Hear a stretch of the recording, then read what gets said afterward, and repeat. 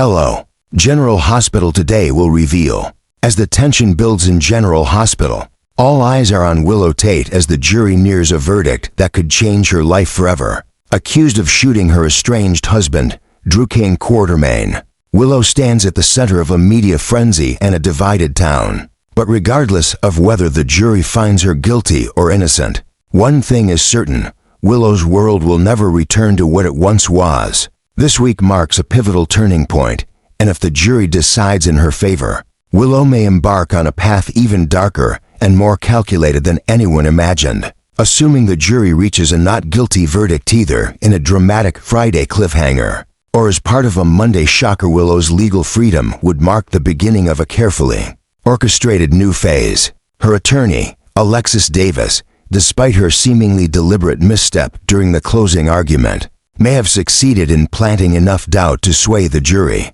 The courtroom has been a battlefield of manipulation and shifting narratives, and Alexis's performance, though controversial, may have been exactly what Willow needed to escape a conviction. If she walks free, the true scope of her ambition and bitterness could begin to unfold. The first sign of Willow's next move might come in the form of a renewed legal strategy, this time aimed not at defending herself but at prosecuting Michael Corinthos. During the trial, subtle hints were dropped suggesting that Willow suspected Michael was the real shooter and had tried to frame her. Although these claims were initially dismissed as strategy, it's possible that Willow is preparing to turn this suggestion into a full-blown campaign. With the public and the prosecution still hungry for justice in such a high-profile case, she may attempt to exploit the lingering ambiguity surrounding the shooting and point the finger squarely at Michael. In this new phase, Willow could amplify her story, weaving new lies and recollections that paint Michael as unstable, vengeful, and capable of murder.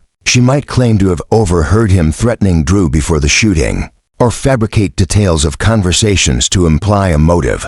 Having already perjured herself on the stand, Willow has proven she's willing to bend the truth when it suits her. If she sees an opportunity to reclaim control and shift public outrage onto Michael, she may stop at nothing to ensure he becomes the next target of investigation. And with prosecutor Justine Turner under pressure to secure a conviction in such a scandalous case, Michael may find himself caught in a storm he never anticipated. But Willow's potential vengeance doesn't stop in the courtroom. A not guilty verdict would likely reignite her determination to regain custody of her children Wiley and Amelia. Since the shooting, custody had shifted toward Michael and his family, with support from figures like Sonny Corinthos, who at one point wanted Willow kept far from the children. However, Sonny's recent reconciliation with Rick Lansing complicates the matter. Rick, once a fierce advocate for Willow, might step away from her defense. But Willow has options. If Rick distances himself, she could turn to Martin Gray, who has a long-standing professional connection to Drew, and could be persuaded to represent her if Willow plays her cards right. With her legal status cleared, Willow may quickly file for emergency custody, leveraging the shadow of suspicion now cast over Michael. If Justine's office initiates a separate investigation into Michael, Willow might claim that it's unsafe for the children to remain under his care. Her legal team could argue that despite her own previous charges, the jury's verdict proves her innocence, while Michael remains an unresolved threat. This argument, while aggressive, may hold weight in a system often reactive to appearances. If successful, Willow could not only reclaim her children, but paint herself as their protector, rewriting the narrative of her downfall into one of maternal redemption. Behind all of this is a darker reality: Willow's growing sense of power and detachment from morality. The shooting and trial may have unhinged her from any remaining personal ethics. Once a figure of quiet resilience and loyalty, Willow has evolved into someone far more cunning and self-serving. Her actions now seem driven less by love or justice and more by control and image. She no longer appears to care who gets hurt in the crossfire, so long as she emerges unscathed and victorious. In many ways, the trial has not only exposed her to public scrutiny, but also revealed what she's truly capable of. When cornered, there's also the question of Drew's recovery and how he will react to Willow's freedom. If he regains consciousness or memory of the events, he may become a wild card. If he believes Willow was the shooter, He could take his own legal action or work behind the scenes to sabotage her custody plans. Alternatively, if Drew chooses silence, perhaps out of guilt, confusion, or manipulation, Willow may find herself with even more room to reshape the truth. Either way, her relationship with Drew is a ticking time bomb. Whether as a silent accomplice or future accuser, his role in Willow's fate is far from over.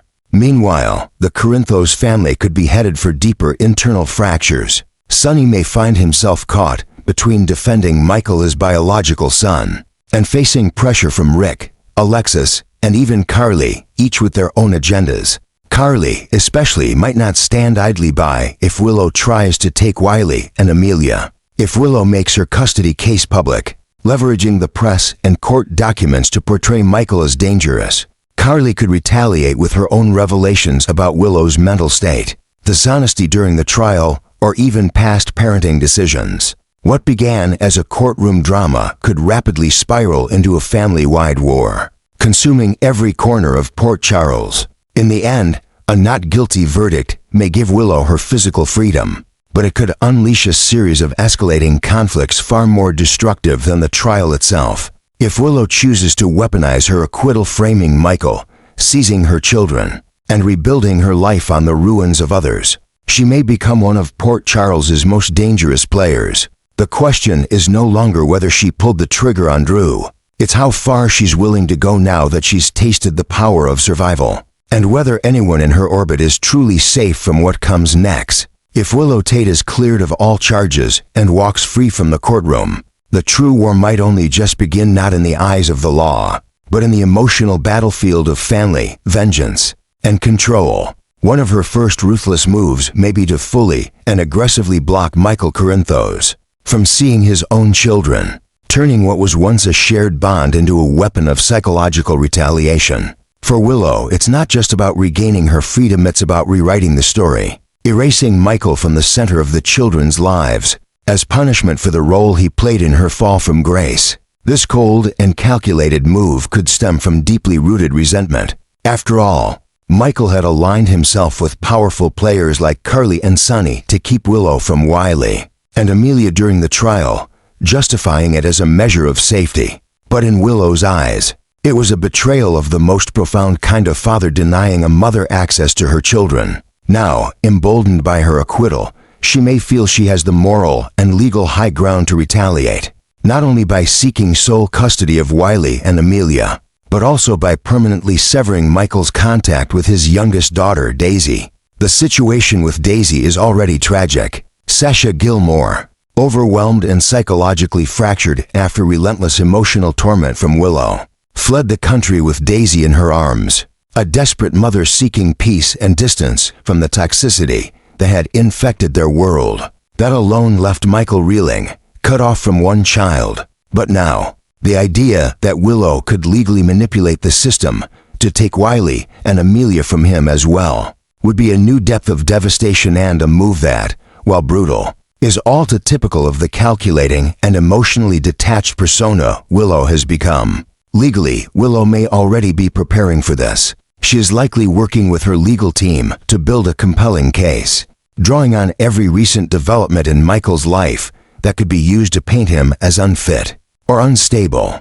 Chief among these is the investigation still hanging over Michael's head regarding the shooting of Drew Kane. Though no charges have been filed yet, the cloud of suspicion lingers, and in family court, even unproven allegations can raise serious concerns. But Willow won't stop there. In a move straight out of a political takedown playbook, she may use Michael's romantic life as further ammunition. Since his involvement with Jacinda Brackenan, ex-sex worker turned legitimate businesswoman, became public, there have been murmurs and private whispers. And while Jacinda's past is not inherently disqualifying or shameful, Willow's lawyers may exploit the lingering societal bias, insinuating that Michael's judgment is poor at best and reckless at worst. In court filings or depositions, Willow's legal team could argue that Michael once believed Drew a decorated war veteran, respected public figure, and father was too dangerous to be around Willow and the children.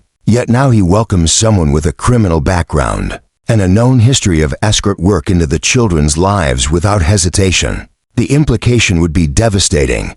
Michael is inconsistent, morally confused, and therefore unfit to co-parent. Such legal tactics aren't about morality. They're about strategy, and Willow seems to have shed any illusions of moral high ground in favor of whatever wins the day. She may even attempt to frame her argument as being about protecting the children, emphasizing that she wants to create a stable, scandal-free environment, especially with Wiley now old enough to overhear and understand whispers of scandal. If the court believes Willow's claims or even senses doubt about Michael's stability, she could be granted primary or worse, sole custody, with Daisy already beyond Michael's reach thanks to Sasha's flight from Port Charles. This would effectively isolate him from all three of his children. The emotional cost would be incalculable, and it would accomplish Willow's silent but merciless goal, retribution masked as righteousness. The deeper tragedy here is not just the legal chess game or the manipulation.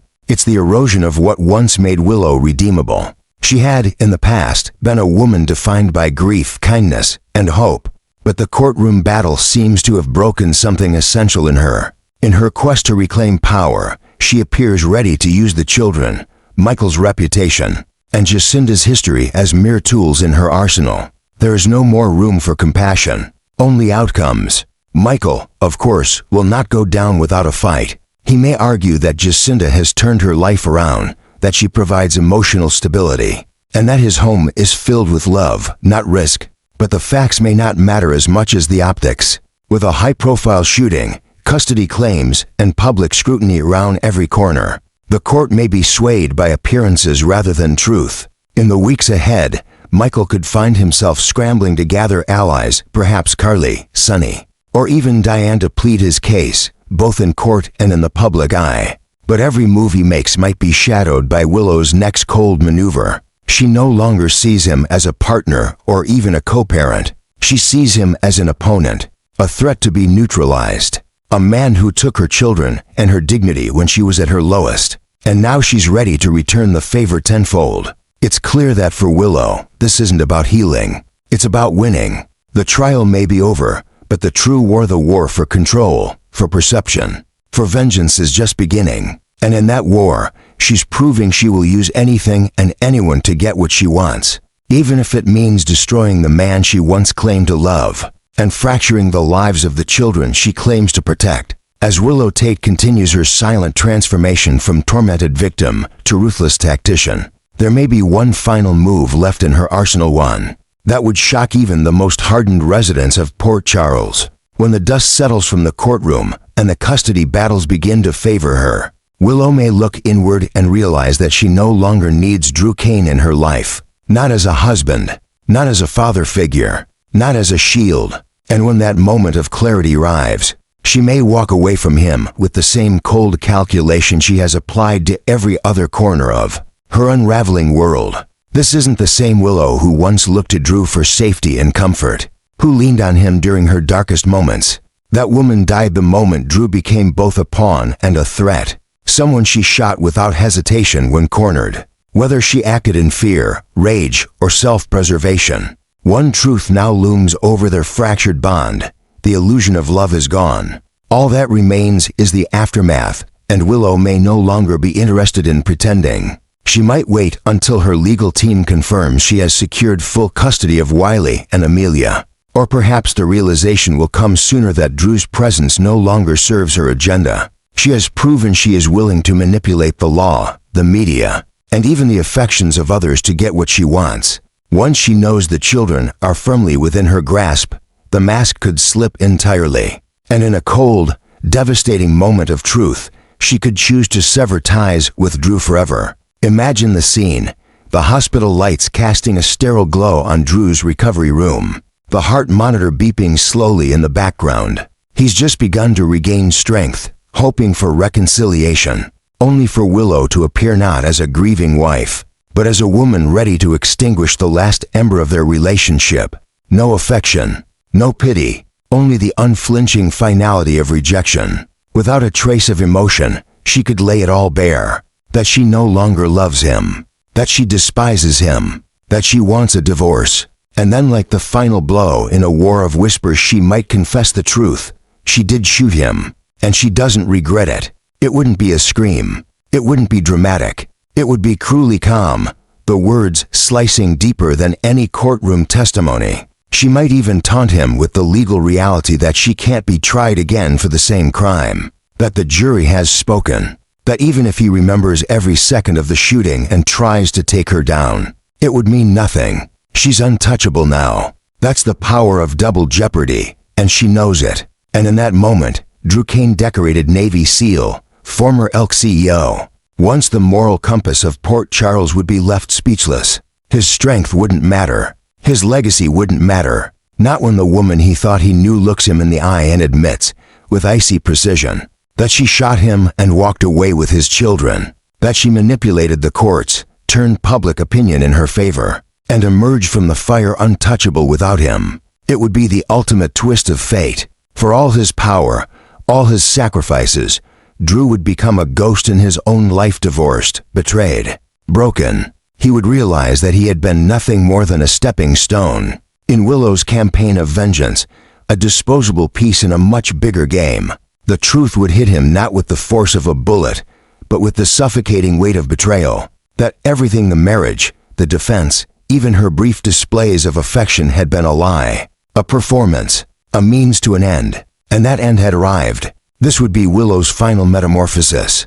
Not just a survivor, not just a mother fighting for her children, but a strategist, a puppet master, a woman who weaponized trauma and affection alike. She would walk away from Drew without looking back, her children in hand, her future untethered from the man she once called her husband. And for Drew, there would be no redemption in that moment, only silence, only the realization that his entire world, his marriage, his trust, his sense of justice had been methodically dismantled by the very woman he once risked everything to protect. It would be, in every way, the perfect reckoning for the ruthless senator, the kind of poetic justice that doesn't come from a courtroom verdict, but from a personal apocalypse. And it would be unforgettable. For viewers, it wouldn't just be satisfying, it would be chilling. The moment Willow Tate becomes something else entirely, something darker, something irreversible, and it would mark the beginning of a new era in General Hospital, one where love, loyalty,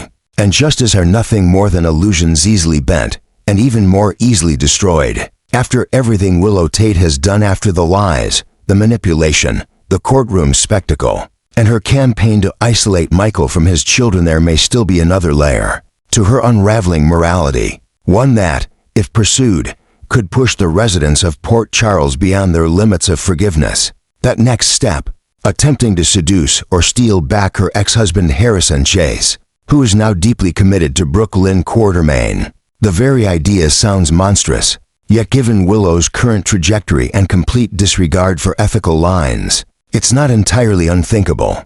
Willow's history with Chase is long and complicated. He was once the great love of her life, and despite everything that unfolded between them, he has remained one of the few people in Port Charles who continued to believe in her when no one else would. While others doubted her motives and questioned her sanity, Chase put his career, his friendships, and his integrity on the line to stand by her. He testified on her behalf, challenged the narrative presented by law enforcement, and even endured suspension from the police force as a direct result of his refusal to abandon her. That loyalty, that blind belief in Willow's innocence, was once noble. But now, as the truth about her dark choices begins to surface, Chase's unwavering faith in her begins to feel like a fatal flaw. One Willow may be all too eager to exploit, because in Willow's world, loyalty is currency, and she knows Chase still carries the emotional wounds from their past relationship.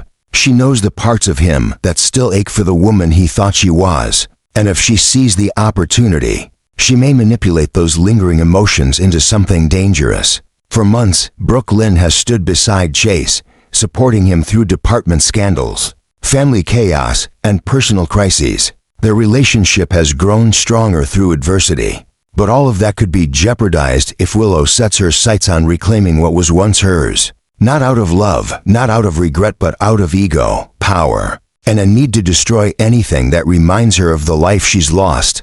Willow may wait for the right moment to strike. Perhaps she'll begin by playing the victim once again, reaching out to Chase under the guise of gratitude for his support during the trial. She could show up unexpectedly, looking vulnerable, haunted, careful to avoid overt manipulation at least at first. But slowly, steadily, she might begin to sow doubt, suggest that Brooke Lynn doesn't really understand Chase, that their connection lacks the history she and Chase shared, that she never stopped caring for him. All lies cloaked in half-truths designed to weaken his resolve.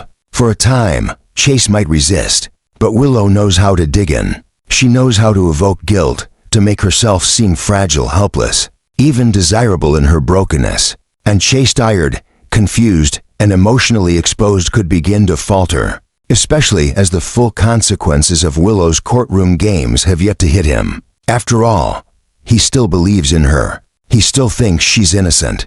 That illusion won't last forever. The most chilling part of this scenario would be the moment of reckoning, when Chase finally learns the truth, that Willow did shoot Drew, that she lied on the stand, not just to the court, but directly to his face, that she used his loyalty as a shield, letting him risk everything for her while knowing all along she was guilty. The emotional collapse that would follow could be catastrophic. Imagine Chase, sitting alone in his apartment, reading a confidential report that confirms what others have already begun whispering. Willow pulled the trigger, and her testimony was a carefully constructed lie. All at once, the courtroom flashbacks would hit him like a freight train. Her tears, her pleas, his defense of her to everyone around him. He would see himself, humiliated and betrayed, a pawn in her elaborate scheme.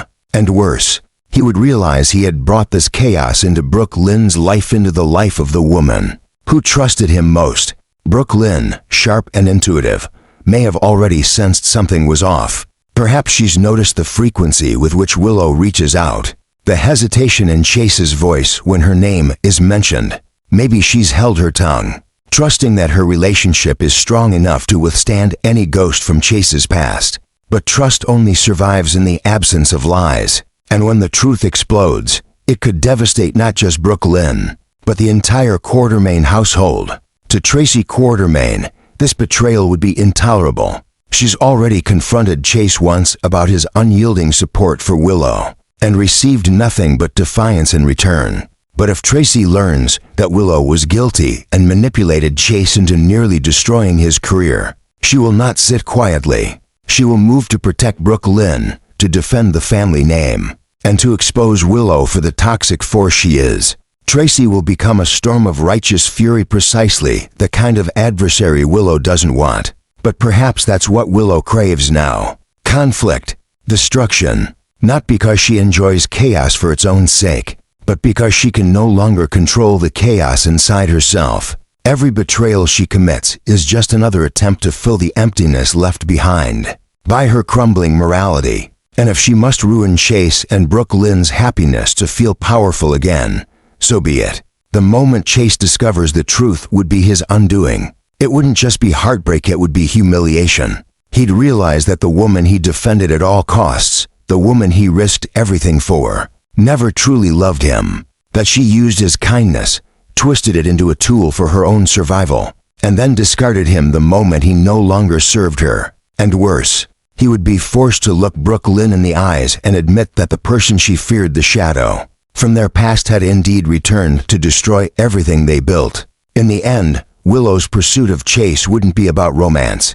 It would be about proving she still has power, that even when the world calls her unfit, untrustworthy, and unredeemable, she can still take what others cherish. And in doing so, she would cement her descent into something far darker than anyone in Port Charles ever imagined. It would be tragic, it would be cruel, and it would be classic General Hospital.